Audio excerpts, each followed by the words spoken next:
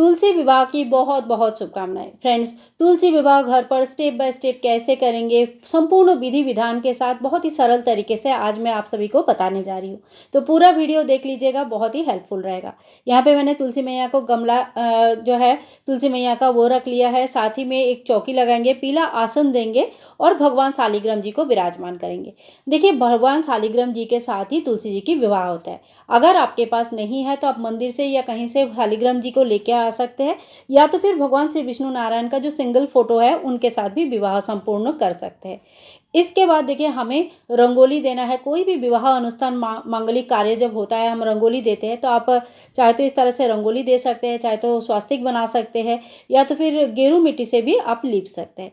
रंगोली होने के बाद हम यहाँ पे पूर्ण कलश की स्थापना करेंगे। कलश में पूर्ण जल भर लीजिए पूरा। इसके बाद हल्दी, इलायची, लौंग और 1 रुपए का कॉइन, थोड़ी सी तिल, एक फूल लगा दीजिए और इसके बाद 5 आम, अशोक या पान के पत्ते आप रख दीजिएगा।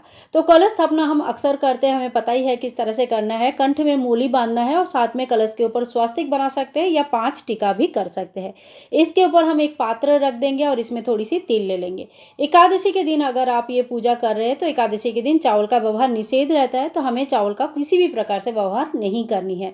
और इसके साथ ही देखिए, हम टिक लेंगे, पूरे कलश को भी टिक लेंगे, पत्तों को भी टिक लेंगे और दीप कलश का आज के दिन स्थापना किया जाता है। आप चाहे तो श्री कलश का भी स्थापना कर सकते हैं, लेकिन कोई भी मांगलिक कार्य में दीप कलश का स्थापना करना बहुत ही ज़्यादा शुभ माना जाता है।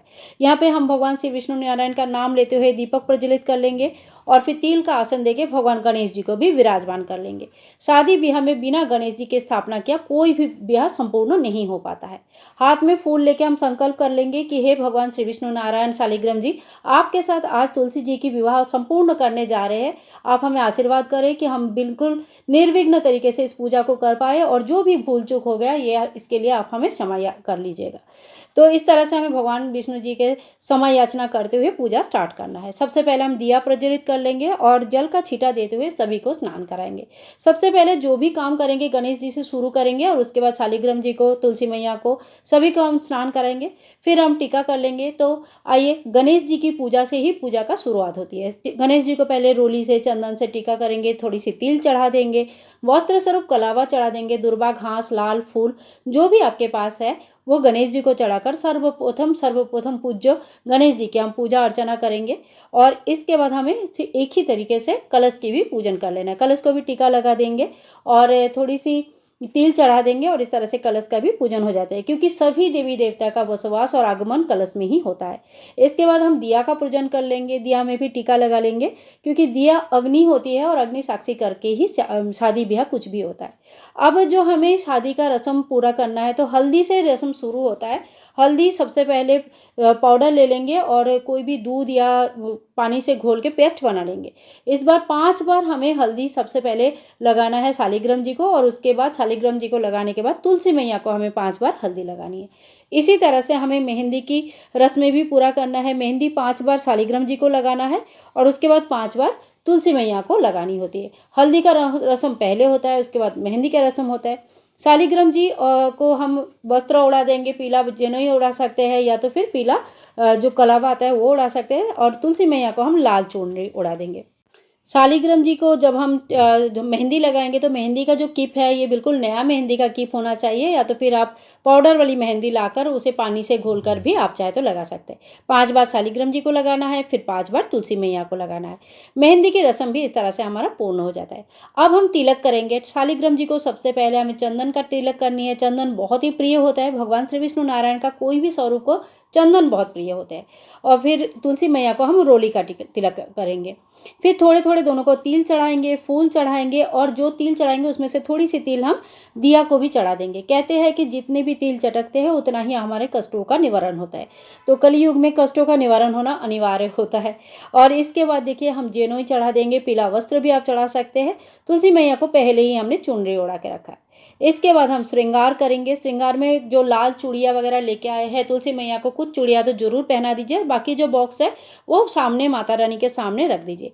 बहुत ही बढ़िया तरीके से आप सजा सकते हैं। आप मंगलसूत्र पहना सकते हैं, या जिस चूड़ी, बिंदी, मेहंदी जो भी आपने लेके आए हैं उस तरह से माता रानी की बढ़िया श्रृंगार, जैसे कि शादी में हमें श्रृंगार किया जाता है, इस तरह से श्रृंगार कर सकते हैं।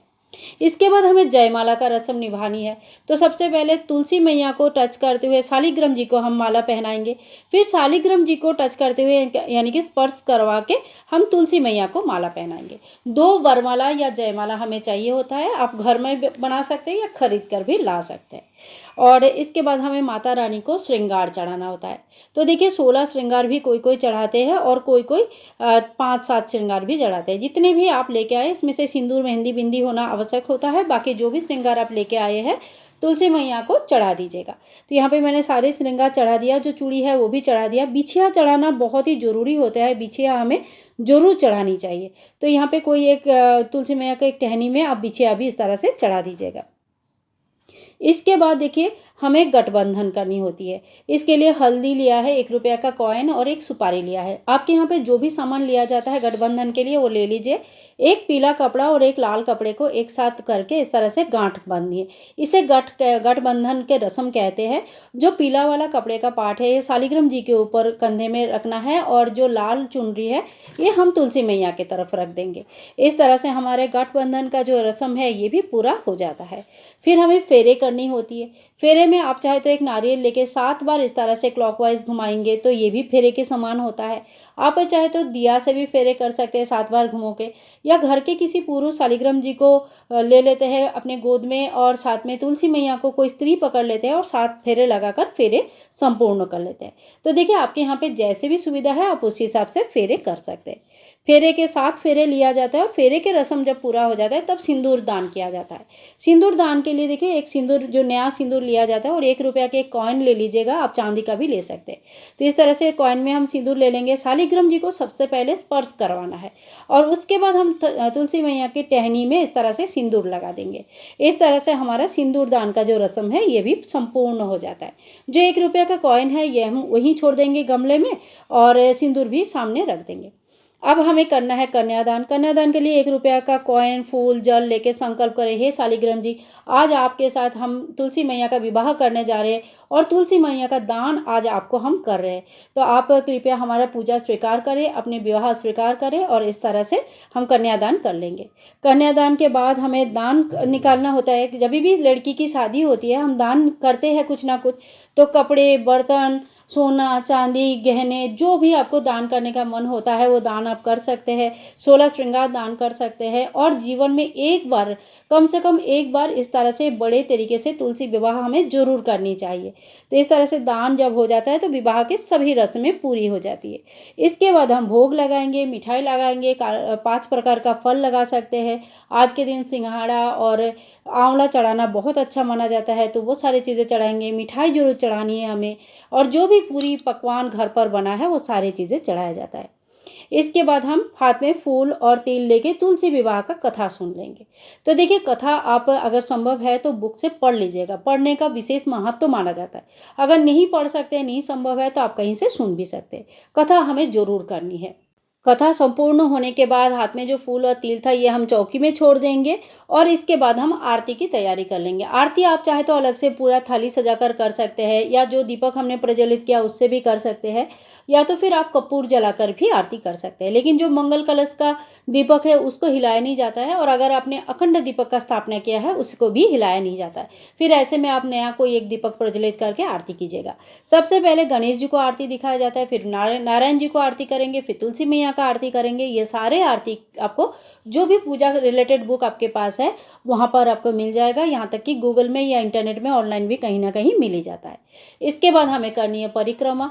11, 21, 108 परिक्रमा किया जाता है। अगर जगह है तो आप पूरा परिक्रमा कर लीजिए अच्छे से, और अगर जगह नहीं है तो अपनी ही जगह पे खड़े होके क्लॉकवाइज डायरेक्शन में आप परिक्रमा कर सकते हैं। देखिए 11 परिक्रमा करना बहुत ज़्यादा शुभ माना जाता है। आप 11 परिक्रमा जरूर कर लीजिएगा। और जो देखिए पूजा होने के बाद हम समाय याचना कर लेंगे, हाथ जोड़ करके पूजा में रही कमियों के लिए समाय याचना कर लेंगे। जो भी बर्तन, कपड़े हमने निकाला था, दक्षिणा निकाला था, 16 श्रृंगार निकाला है, ये सारी चीज़ें दान में चली जाती है। तुलसी मैया और शालिग्राम जी दोनों अगर आपके घर पे है तो घर पर रख सकते हैं। शालिग्राम जी अगर आपने कहीं से लेके आए हैं, मंदिर से या किसी से लेकर आए हैं, तो शालिग्राम जी उनके घर में वापस चले जाएंगे। साथ ही में तुलसी मैया भी उनके घर ही जाते हैं या उस मंदिर में चले जाते हैं। यानी कि तुलसी मैया का भी कन्यादान हो जाता है। और जो भोग प्रसाद है सभी में बाँट सकते हैं, ये घर के लोगों के अंदर बाँट सकते हैं। विवाह में यूज़ किया गया ज़्यादा से ज़्यादा सामान का हमें दान ही कर देना होता है। सो फ्रेंड्स, आज के लिए इतना ही। मिलूंगी नेक्स्ट वीडियो में, तब तक के लिए सभी को तुलसी विवाह की बहुत बहुत शुभकामनाएं। हरे कृष्णा, राधे राधे।